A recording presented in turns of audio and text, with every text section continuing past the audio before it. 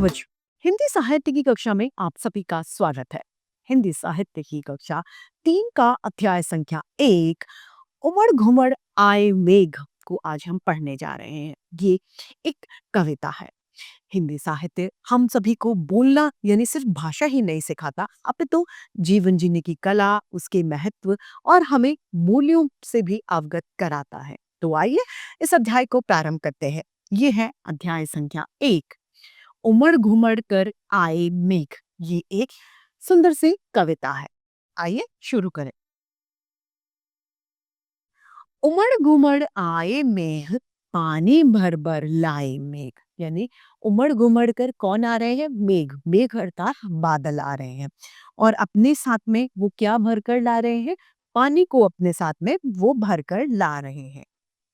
मेघ गरजते बड़ी पड़ी फुहारे, नभ को सबके नयन निहारे।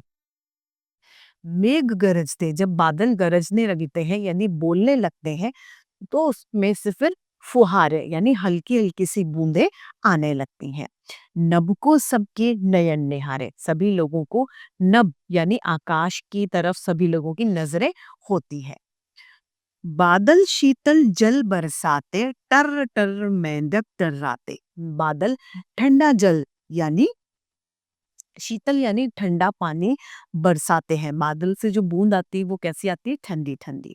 और मेंढक टरटराने लगते हैं, बोलने लगते हैं। मेंढक के बोलने को टरटराना कहते हैं। दिखने लगा हवा का जोर, लगे नाचने वन के मोर। जब बारिश हो रही है तो हवा भी चल रही है, यानी हवा अपना जोर दिखा रही है। और उसी के साथ वन यानी जंगल के जो मोर है, जो हमारा राष्ट्रीय पक्षी है, वो भी सुंदर सा नाचने लग जाता है। सारे पक्षी लगे चहकने, सुमन डाल पर लगे महकने। सारे पक्षी जो है वो बोलने लगते हैं, वो चहचहाने लगते हैं। और सुमन यानी फूल, सुमन का अर्थ होता है पुष्प, फूल, वो डाल पर यानी डालियों पर खिलने लगते हैं, क्योंकि वर्षा ऋतु में सभी वृक्षों में पानी लग जाता है, वो हरे भरे हो जाते हैं। तृषित धरा की बुझ गई प्यास, वन उपवन छाया उल्लास। तृषित यानी प्यासी जो धरती है, उसकी जो प्यास है वो जल के बारिश के जो जल से वो बुझ जाती है। और वन यानी जंगल बगीचे, और जंगल बगीचे में सब जगह क्या है? उल्लास यानी खुशियां छा गई हैं। झूले पड़ गए डाल डाल पर। झूले यानी जिसमें हम झूलते हैं, वो डालियों पर पड़ गए हैं, पेड़ की डालियों पर। झूल रहे बालक गा गा कर। और बच्चे क्या कर रहे हैं? झूला झूल रहे हैं, गाना गा रहे हैं। झूम झूम वर्षा ऋतु आई। और झूम झूम कर क्या है? वर्षा ऋतु आ गई है। चहु और फर हरियाली छाई। और वर्षा ऋतु के आ जाने से चारों तरफ हरियाली छा गई है।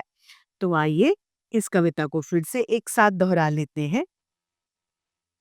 उमड़ घुमड़ आ उमड़ घुमड़ कर आए मेघ, पानी भर भर लाए मेघ। मेघ गरजते बड़ी पड़ी फुहारे, नभ पर सबके नयन निहारे। बादल शीतल जल बरसाते, टर टर मेंढक टर्राते। दिखने लगा हवा का जोर, लगे नाचने वन के मोर। सारे पक्षी लगे चहकने, सुमन डाल पर लगे महकने। तृषित धरा की बुझ गई प्यास, वन उपवन छाया उल्लास। झूले पड़ गए डाल डाल पर, झूल रहे बालक गा गा कर।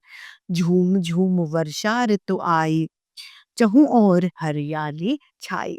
तो इसी के साथ हमारे हिंदी साहित्य की कक्षा आज यही समाप्त होती है। फिर से हिंदी साहित्य में ऐसे रोचक अध्याय लेके आपके समक्ष प्रस्तुत होते रहेंगे। आज के लिए इतना ही। फिर मिलते हैं। धन्यवाद।